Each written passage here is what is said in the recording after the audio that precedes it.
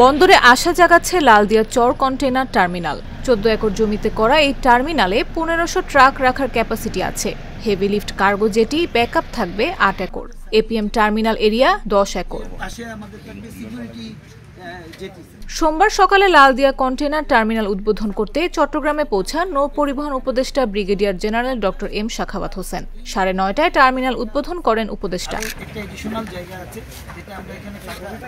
এই সময় যারা বিজনেস করে তাদের জন্য লালদিয়ার চর টার্মিনাল বড় সুযোগ বলে মন্তব্য করেন সাখাওয়াত হোসেন। বলেন 10,000 কন্টেইনার রাখার ক্যাপাসিটি বাড়বে।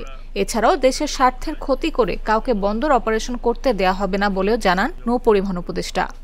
আমাদের ব্যবসায়ীদের জন্য বলি তারা ব্যবসা করবেন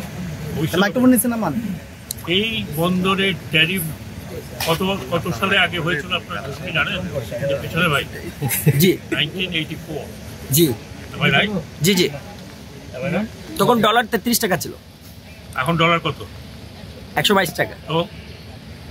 তো 4 গুণ হারে ট্যারিফ বেড়েছে। ওই অনুপাতে 4 গুণ হারে ডলার কত গুণ হারে বেড়েছে? 4 গুণ হারে। 4 গুণ? আর ভাই 4 গুণ আমি কিনবো, আমাকে দেন না।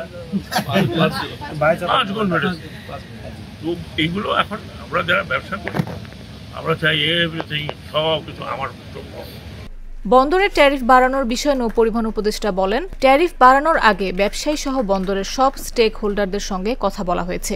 তবে যেহেতু ব্যবসায়ীদের অভিযোগ এসেছে, সেটির বিষয়ে বন্দর কর্তৃপক্ষকে পর্যালোচনার অনুরোধ জানানো হবে। এতদিন ধরে হয়নি বাংলাদেশ লেবার অ্যাক্ট, সবার সাথে কথা হয়েছে, প্রত্যেকের সাথে একবারে বেশি তাদের সাজেশন নিয়েছে। এখন বলে কি না আমাদের কথা হয়নি। টার্মিনাল উদ্বোধনের পর উপদেষ্টা বে টার্মিনাল এলাকায় পরিবহন টার্মিনাল, তালতলা কন্টেইনার ইয়ার্ড উদ্বোধন এবং XY শেড ও কাস্টমস অকশন শেড পরিদর্শন করবেন। বিকেলে চট্টগ্রাম বন্দরের নতুন ট্যারিফ ও পোর্ট চার্জেস সংক্রান্ত সভায় উপদেষ্টার অংশ নেওয়ার কথা থাকলেও তা স্থগিত করা হয়েছে। নাফিস আব্দুল্লাহ, জাগো নিউজ।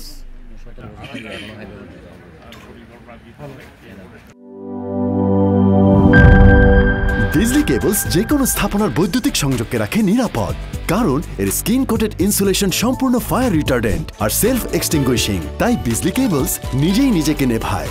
বিজলি কেবল, নিরাপদ আজীবন।